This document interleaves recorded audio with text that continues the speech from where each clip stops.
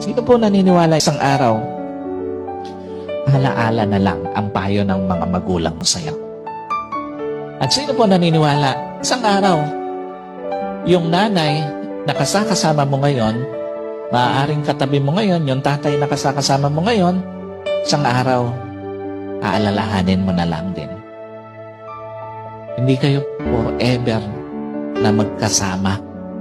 Kaya nga, lahat ng magulang hanggat kasama pa yung anak, gagawin ng lahat.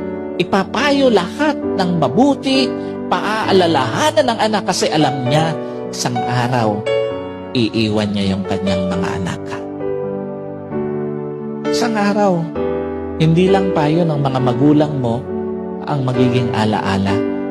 Kahit magulang mo isang araw, magiging alaala na lang sa buhay mo.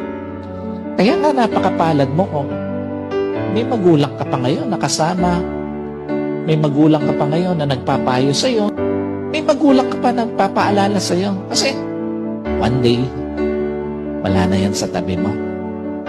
Yung mga payo niya, alaala na lang din sa buhay mo.